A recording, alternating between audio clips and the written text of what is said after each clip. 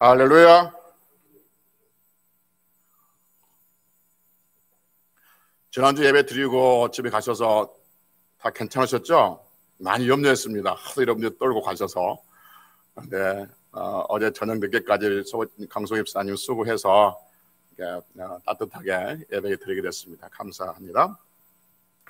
요즘에 좀 시간이 있어서 가끔 유튜브에 들어가서 여러 목사님들 설교를 가끔 들어볼 때가 있습니다. 비대면 예배를 드리는 교회들이 많아서 많은 교회들이 유튜브에 우리처럼 이렇게 실시간으로 예배를 올리는 데가 있고 아니면 편집해서 이렇게 올려놓은 데가 있습니다.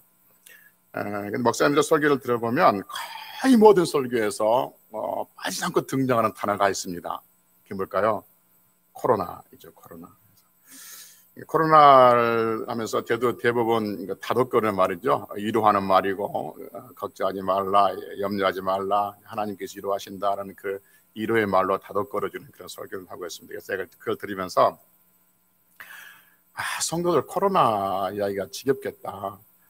신문에도 코로나, TV에도 코로나, 하루에 몇 번씩 재난 문자에서 코로나를 듣고 있는데 교회까지 와가지고 코로나 이야기를 또 들으면 지겹겠다. 그래서 될 수 있으면 코로나 이야기를 하지 말아야 되겠다. 그런 생각을 했습니다. 그러놓고 저는 지금 몇 번째 지금 코로나 이야기를 하고 있죠. 그만큼 코로나가 우리 일상생활에 가까이 와 있다는 것이죠. 지난주에는 사람의 본분에 대해서 말씀드렸습니다. 본분이라는 의미가 어떤 의미가 있다고 그랬어요? 기억하시려나? 그렇지. 와, 역시 똑똑해요. 완성하다, 완벽해진다는 거죠. 그래서 사람은 나이가 많이 먹을수록 나이가 많이 먹는다고 많은 경험이 있다고 많이 배웠다고 사람이 완성되어져 가고 완벽해지는 것이 아니라 하나님을 경외하고 그의 말씀을 지킬 때 사람은 완성되어지고 완벽해되어져 간다.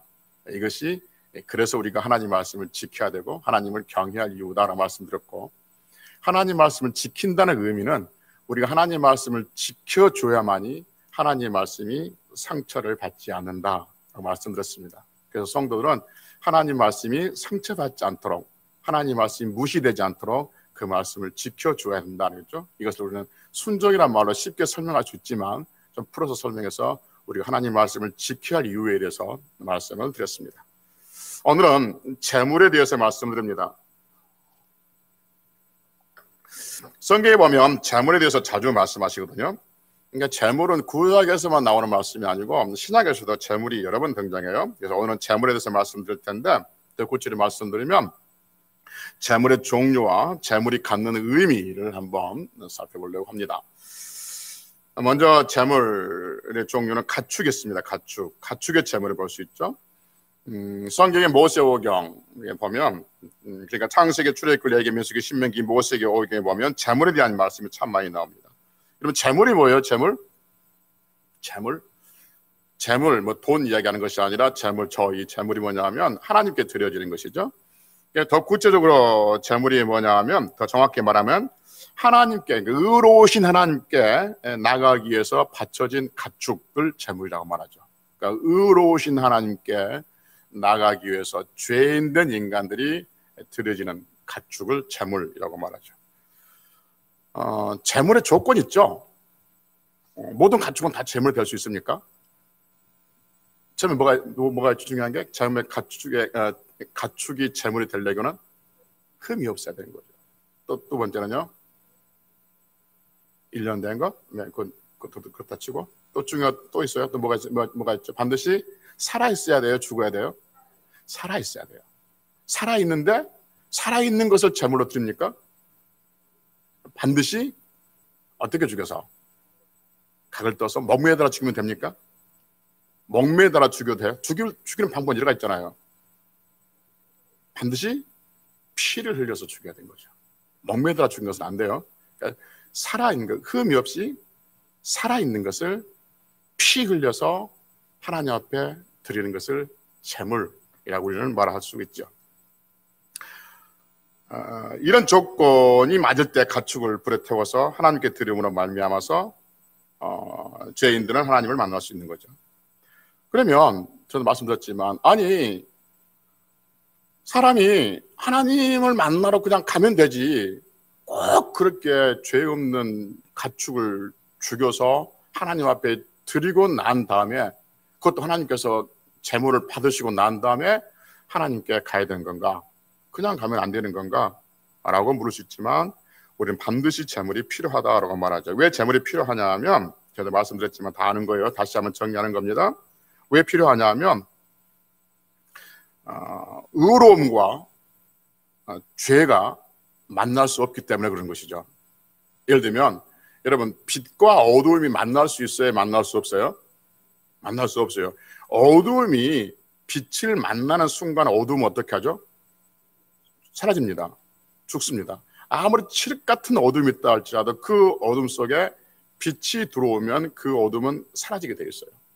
그러니까 어둠과 빛은 만날 수가 없듯이 의로우신 하나님과 이 죄인된 인간이 만날 수가 없어요. 만나면 안 돼요. 만나면 어떻게 돼요? 어떤 문제가 생기죠? 만나면 죽어요. 그래서 하나님 만나면 다 죽게 돼 있어요. 여러분, 그래서 하나님께서 여러분 보시면 에덴 창세에 보면 아담이 범죄하잖아요. 아담이 범죄하고 난 다음에 하나님께서 아담을 어떻게 해요? 에덴 동산에서 쫓아내죠. 여러분, 하나님께서 범죄한 아담을 에덴 동산에서 쫓아내는 것은 분명히 벌일 수 있어요. 범죄에서 쫓아내는 벌일 수도 있지만 반대로 생각하면 이게 하나님의 사랑이에요. 만약에 에덴 동산에 아담이 살고 있어요. 그런데 하나님께 쫓아내지 않으셨다면 아담은 어떻게 할까요? 죽습니다. 왜요? 거기에 누가 계시기 때문에? 하나님이 계시기 때문에. 그러니까 의로우신 하나님이 계신 곳에 이미 범죄하기 전에 아담은 하나님과 동행했단 말이에요. 그러니까 범죄한 아담은 어둠이 있는 거예요. 죄인이에요. 그러니까 의로우신 하나님 앞에서 죄인이 설 수가 없어요. 만약에 그럼에도 불구하고 죄인이 선다면 이건 반드시 죽음이에요. 마치 빛과 어둠과 만난 것이 마찬가지란 말이에요. 그래서 하나님께서 아담을 벌 주시기 위해서 쫓아내기도 하지만 또 하나는 사랑하시기 때문에 쫓아낸 거예요. 죽이지 않으시려고. 그래서 아담은 쫓겨나는 거죠. 문제는 이제, 그러면 아담이란 것은 아담 안에 있는 모든 후손들을 다 대변하고 있단 말이에요. 아담 안에 있는 모든 후손들, 즉 인류, 인간들은 그러면 영원히 하나님을 만날 수가 없잖아요, 이제. 왜냐하면 하나님은 영원히 의로우신 분이고 아담과 그의 후손들은 다 죄인이기 때문에 하나님을 만날 수가 없어요. 영원히 만날 수 없어요. 이건 인류에게, 인간에게 가장 큰 비극이고 저주인 것이죠. 여러분, 우리가 어떤 환경이 어렵고 삶이 어려워서 저주이고 비극인 것이, 슬픔인 것이 아니라 하나님을 만날 수 없다는 것이, 하나님께 가까이 갈 수 없다는 것이 인간에 있어서 가장 큰 비극이고 저주란 말이에요. 그러면 이제 죄인된 인간은 의로우신 하나님을 영원토록 만날 수 없는데 하나님께서 인간을 만날 수 있는 방법을 하나 제시해 주시죠. 그게 뭐냐 하면 흠없는 살아있는 가축을 죽여서 가지고 오라는 거죠. 이걸 제물이라고 이야기하는데, 그래서 죽여서 가지고 오면 하나님께서는 그 가지고 온 그 가축의 죽음을 보고 그 사람을 하나님께서 만나러 오는 그 사람의 대신 죽음으로 인정해 주겠다는 것이죠. 그래서 하나님께서는 가축의 죽음을 보고 인간의 죽음으로 인정해 주고 하나님을 만날 수 있는 길을 열어 놓으신 거죠. 그래서 가축은, 그 제물은 인간을 대신해서 죽은 제물이라고 해서 우리는 성경에서 대속물이라고 말하죠. 대신 죄 용서를 위해서 죽은 제물 뜻이죠. 그래서 대속물로 하나님께서는 가축을 죽여서 오면 그 죽음을 보고 너의 죽음으로 인정해주고 만나겠다 해서 가축을 제물로 드리라고 하는 것이죠. 그래서 가축의 제물이 있어요. 두 번째는 예수님이 제물이 되는 경우가 있죠. 예수님이 제물이 된다는 것은 곧 예수님이 뭐 한다는 거예요? 제물의 특징 중에, 조건 중에 하나 뭐라고 했어요? 죽음이라고 했어요. 예수님이 제물이 된다는 것은 뭐라요? 예수님이 죽어야만 제물이 될 수 있다는 것이죠. 그럼 왜 예수님이 제물이 돼야 할까 하는 것이죠. 아니, 가축의 제물이 있으면 그걸로 계속 하면 되지, 왜 굳이 또 예수님을 제물로 삼아가지고 죽이셔야 되는 건가? 여러분, 가축이 제물이 되면 하나님을 만날 수 있지만 그건 한시적인 것이죠. 그래서 하나님을 만나러 갈 때마다 많은 사람들이 다 가축을 죽여서 가야 되는 것이죠. 그래서 그 가축의 제물은 한시적입니다. 그래서 가축의 제물이 아닌 완전한 제물, 온전한 제물, 완성된 제물로서 한 번에 드리는 그 제물로 모든 인간들이 하나님을 만날 수 있는 그 길을 제시하기 위해서 하나님은 예수님을 제물로 우리에게 보내주셨던 것이죠. 그래서 예수님의 죽음으로 말미암아 모든 인간의 단번에 하나님께 나아갈 길을 열어놓으셨다라고 말씀하고 있습니다. 그래서 계속해서 보면 히브리서 9장 26절에 보면 이렇게 말씀합니다. 이제 자기를 단번에 제물로 드려 죄를 없이 하시려고 세상 끝에 나타나셨다고 말씀하고 있고, 히브리서 9장 28절에 보면 이와 같이 그리스도도 많은 사람의 죄를 담당하시려고 단번에 들으신 바 구원에 이르게 하기 위하여 죄와 상관없이 자기를 바라는 자들에게 두 번째 나타나셨다고 말합니다. 여러분, 성경은 단번이라는 단어를 쓰고 있어요. 한 번이라고 말하지 않습니다. 한 번이라고 이야기하는 것은 어떤 의미가 있냐면 두 번, 세 번 있을 가능성이 있는 단어예요. 그래서 성경은 예수님의 죽음을 한 번의 죽음으로 우리의 죄를 담당하셨다 이렇게 말하는 게 아니고 단번이에요. 이걸로 끝이에요. 그러니까 더 이상 다른 제물은 필요 없다 그 말인 거예요. 더 이상 어떤 가축의 제물도 필요 없이 이걸로 끝! 그런 완전한 제물, 단번한 제물로 하나님께 나아갈 수 있는 길을 열어 놓으셨, 그 길이 바로 예수 그리스도가 제물 되시는 거죠. 그래서 새롭고 산 그 길이 바로 하나님께 나가는 길이 예수님이 제물이 되는 것이다 라고 성경을 말씀하고 있습니다. 그래서 우리가 아는 것처럼 요한복음 1장 29절에 보면 세례 요한은 예수를 향해서 보라, 세상 죄를 지고 하는 하나님의 어린 양이라고 말하죠. 세상의 모든 죄를 지고 십자가에서 제물로 죽으실 어린 양에 대한 말씀을 하고 있습니다. 그래서 예수님이 제물이셨기 때문에 예수님은 죽음을 맞이하셨던 것이죠. 또 하나의 제물이 있는데 로마서 15장 16절에 보면 또 하나의 제물을 말씀하고 있습니다. 읽어볼까요? 로마서 15장 16절입니다. 로마서 15장 16절. 여러분들 펴놓으십시오. 제가 읽어볼 테니까. 될 수 있으면 성도들 교회에 와서 말하지 말라고 그러니까 찬송도 하지 말고 통성기도도 하지 말고 그러고 정부가 말하니까 최대한 우리가 협력하는 부분에서 하십시다. 로마서 15장 16절 다 펴놓으시면 제가 읽어보겠습니다.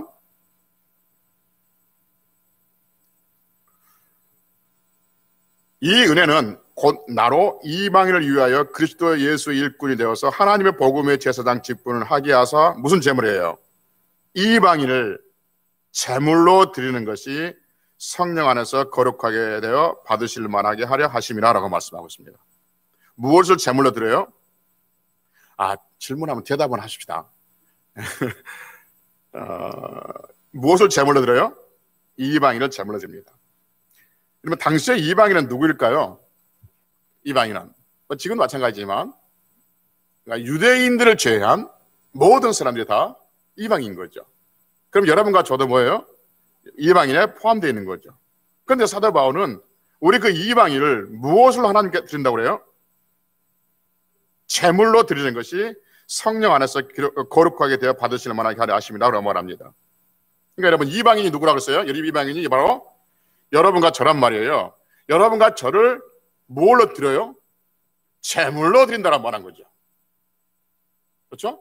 그럼 여러분, 우리가 하나님 앞에 뭘로 드려진 존재예요? 제물로 드려진 존재예요. 제물은 반드시 어떻게 된다고요? 죽어야 된다고 거죠. 그래서 우리 하나님 앞에서 이미 어떤 존재예요? 죽어 있는 존재라는 거죠. 그래서 우리는 성도는 하나님 앞에 내어줄 만한 것들이 아무것도 없다는 거죠. 그래서 자주 말씀드렸지만 성도는 어떤 경우에도 힘을 과시해서는 안 됩니다. 교회는 어떤 경우에도 힘을 과시해서는 안 되는 거예요. 세상을 향해서 교회가 이만큼 힘이 있다라고 말하는 순간 재물인 것을 잊어버린 거예요. 세상을 향해서 교회가 이만큼 표를 가지고 있다. 정치인들아, 교회에게 조심해. 교인들 뭉쳐서 너희들 표 안 주면 너희들 안 돼. 라고 하는 그 순간에 교회는 교회다움을 잊어버린 거예요. 우리는 누구냐? 뭐냐? 재물이에요, 여러분. 그래서 어떤 경우에도 하나님 앞에서 자신을 드러내려고 하는 말, 자신을 드러내려고 하는 행동들, 생각들, 계획들은 재물로서의 가치가 없는 거예요. 여러분 생각합시다. 하나님 앞에 상상을 한번 해봐요. 어떤 사람이 하나님 앞에 구약에 재물을 가지고 왔어요. 그런데 재물로 드린다고 들었는데 그 재물이 그 번제단 위에서 파닥파닥 살아있으면 어떡해요? 그 하나님 받으신 거예요?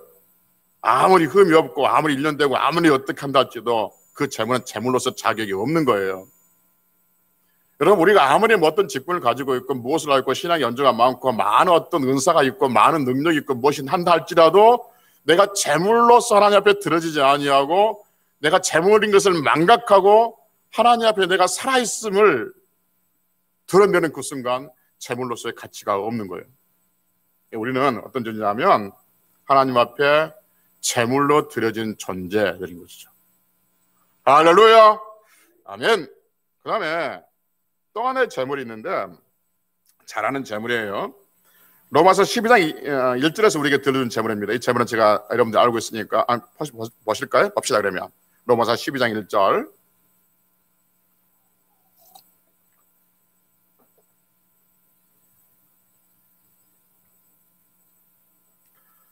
그러므로 제가 읽는다고 그랬죠. 그러므로 형제들아 내가 하나님의 모든 자비하심으로 너희를 권하노니 너희 몸을 하나님이 기뻐하시는 어떤 재물? 거룩한 산 재물로 드리라 이렇게 말합니다. 이는 너희가 드릴 영적 예배니라고 말하죠. 여러분 거룩한 산 재물이 뭐냐면 지금 살아있는 재물 이런 뜻입니다. 지금 살아있는 재물. 그 살아있는 재물인 우리 몸을 하나님께 드리라고 말합니다. 여러분 전에도 말씀드렸지만 살아있다는 것과 재물이란 단어가 만날 수 있다고 그랬어요? 만날 수 없다고 그랬어요? 만날 수가 없어요. 재물과 죽음은 만날 수 있어요? 만날 수 없어요? 만날 수 있어요. 근데 살아있다는 것과 재물은 만날 수가 없어요. 조금 전에 얘기했던 것처럼 살아있는 재물은 재물이 될 수가 없단 말이에요. 그런데 오늘 본문에서 뭐예요? 거룩한 살아있는 재물이라고 말하죠. 뭐가 살아있는 재물이라고 말하죠? 우리의 몸이 살아있는 재물이라고 말씀하고 있는 겁니다. 여러분 조금 전에 말씀드린 것처럼 로마서 15장 16절에서 우리는 이방인들은 재물로 하나님께 드려졌다고 이야기했죠. 그래서 그 재물 어떻게 했다고요? 죽었다고 말하잖아요. 그런데 지금 어떻게 해요? 우리를 향해서 그렇지 거룩한 살아있는 재물이라고 말한 거죠. 이 두 구절을 매치시킬 수 있겠습니까? 로마서 15장 16절에서 우리가 재물, 죽은 존재, 그리고 로마서 12장 1절에서 살아있는 재물, 살아서 움직이는 재물, 이 말씀을 어떻게 연결시킬까 하는 거죠. 그럼 분명히 우리는 하나님 앞에 드려진 재물인 것은 확실합니다. 그리고 우리는 또 거룩한 살아있는 재물인 것도 확실한 줄로 믿습니다. 이 두 단어가 어떻게 매치가 되어진 것인가? 우리는 이미 예수 그리스도 안에서 죽은 재물인 거죠. 이방인으로서 하나님께 드려지는 죽은 재물인 거죠. 그런데 죽은 재물인데 조금 전에 두 번째 말씀드렸던 것처럼 예수님께서 우리를 위해서 죽으셨기 때문에 우리의 몸은 어떻게 지금 재물은 재물이지만 살아있는 재물로 말씀하고 있는 거죠. 우리의 몸이. 그래서 너희들은 살아있는 그 재물, 이미 예수님의 죽음으로 말미암아 너희들이 살아있는 그 재물이기 때문에 너희의 몸을 거룩한 산 제사로 드리라. 이것이 너희의 드릴 영적인 예배니라라고 말합니다. 그래서 살아있는 예수님이 우리 위해서 대신 죽으시고 그 죽으심으로 말미암아 우리가 재물이지만 살아있는 사람들은 반드시 드려야 할 게 뭐냐면 예배가 되는 것이죠. 그래서 모든 성도들은 하나님의 면전에 나와서 예배를 드려야 되는 거죠. 그래서 전에 말씀드렸던 것처럼 그래서 우리는 비대면 예배라는 단어를 거부한다라고 말씀드렸습니다. 예배는 본질적으로 비대면이란 말이 없는 거죠. 하나님의 면전 앞에서 드려지는 예배가 온전한 예배이죠. 그런데 그 말에 반대 개념으로 쓰다 보니까 비대면 예배라는 말을 사용하는 것 뿐이지 우리 그 예배를 인정하는 것은 아니다라고 말씀드렸습니다. 그래서 우리가 다 죽은 존재이지만 예수님이 우리를 대신해서 죽었기 때문에 우리는 지금은 살아있고 그 살아있는 자가 반드시 드려야 할 것은 예배라고 말씀드렸고, 그래서 여러분들이 지금 이렇게 나와서 같이 예배를 드리고 있는 것이죠. 그래서 예배는 교회에 와서 하나님의 집인 성전 교회에 와서 우리 몸을 보이는 거죠. 우리 몸을 드리는 것이죠. 할렐루야. 그래서 이 예배는 어떤 예배 순서에 따라서 어떤 의식을 행하는 시간이 아니에요.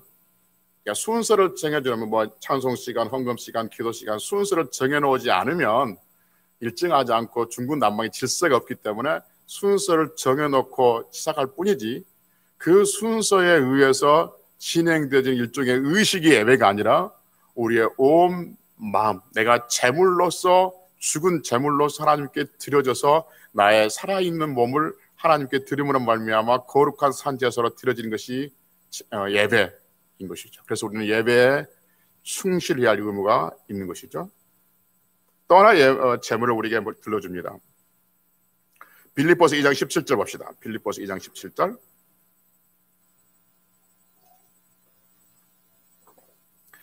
빌립보서 2장 17절 319페이지에 있습니다.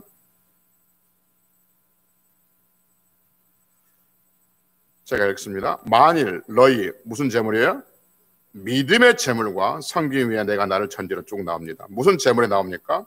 믿음의 제물이요. 그러니까 믿음과 제물이 만나고 있어요. 제물은 반드시 무엇을 전제라고 했어요? 죽음을 전제라고 했어요. 가축이 제물 되기 위해서는 죽어야 됩니다. 그리고 예수님이 제물이 되기 위해서는 예수님이 죽으셔야 돼요. 우리가 제물이 되기 위해서는 우리가 죽어야 돼요. 그러나 우리 대신 예수님께 죽으셨기 때문에 우리는 살아있는 제물이 되는 것이죠. 그러면 지금 믿음의 제물이라는 말이 나오는데 동일한 그 논지로 따라가면 그 믿음의 제물이랄 때 믿음이 죽어야 됩니까? 믿음이 살아있어야 됩니까?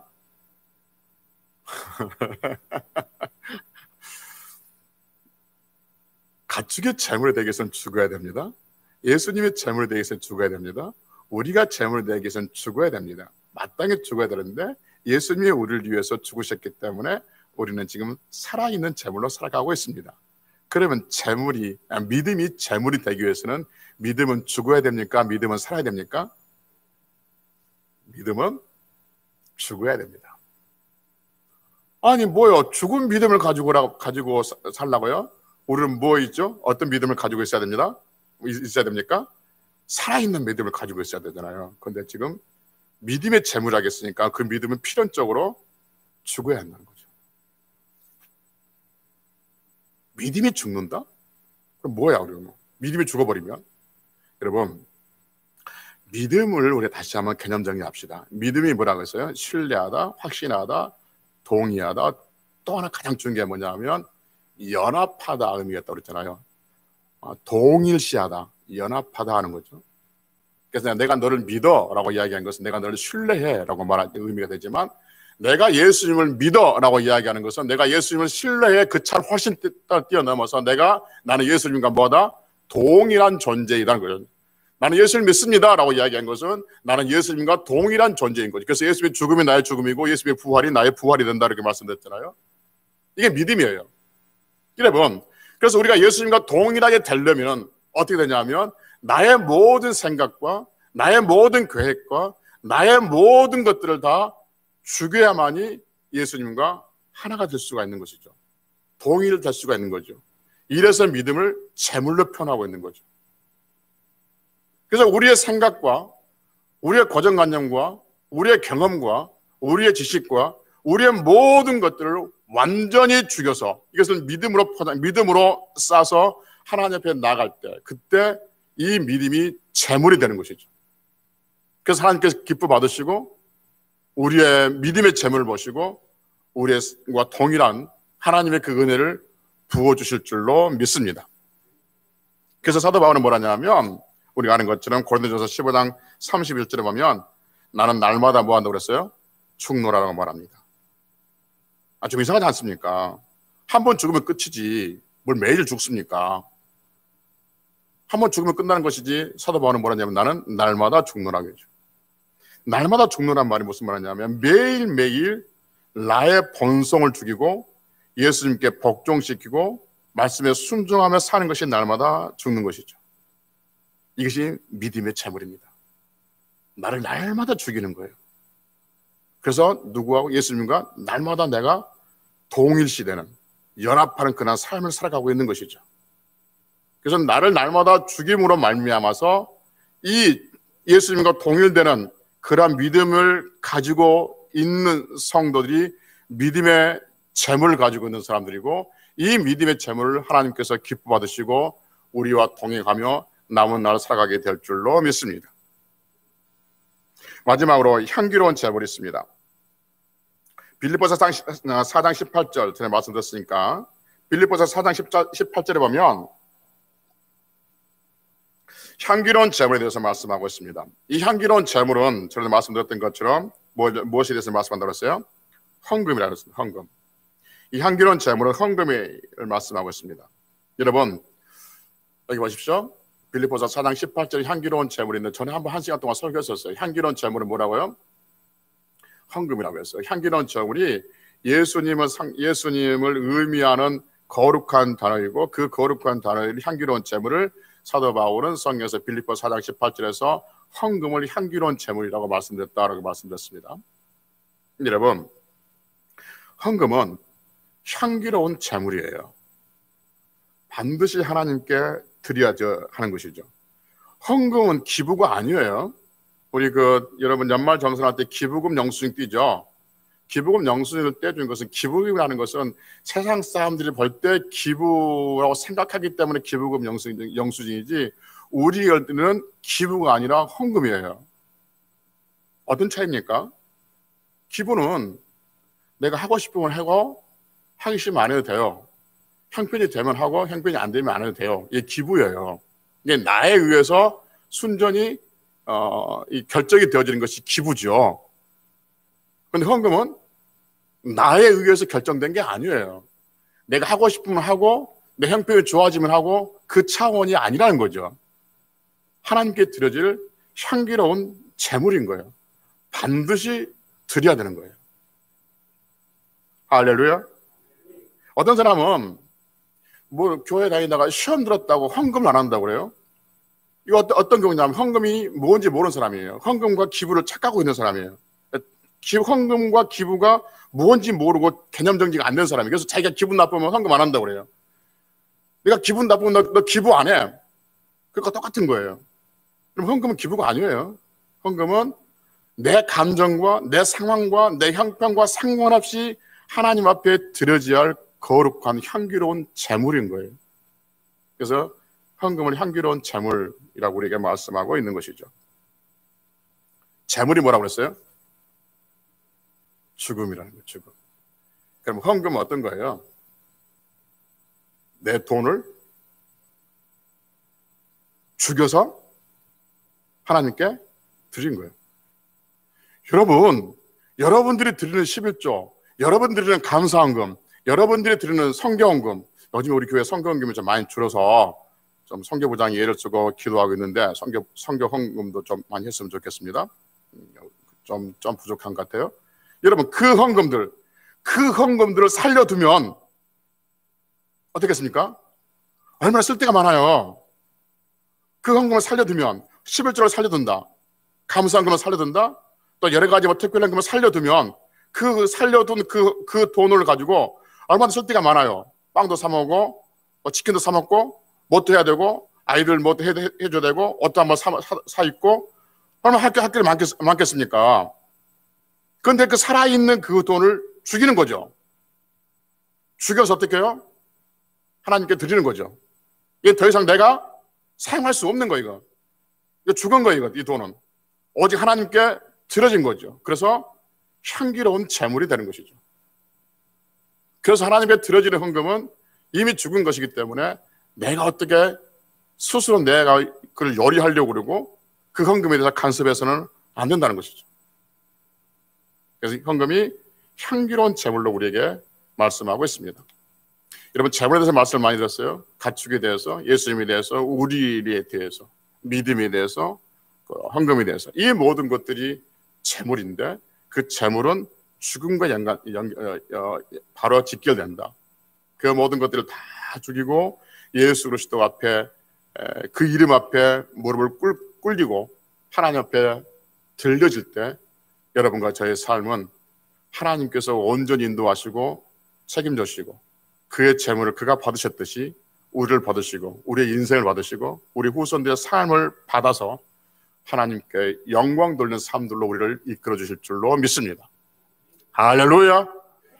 그러니 결론, 우리는 하나님 앞에 드려지는 우리 하나님 앞에 드려지는 이방인의 재물이고 산 재물이고 믿음의 재물을 가지고 있는 자이니 하나님 앞에 어떤 경우도 우리 자신을 내세우지 말고 오직 겸손하게 하나님 앞에 하나님 말씀에 순종하며 살아갈 수 있는 성도들이 되시기를 주의 이름으로 축복합니다. 할렐루야.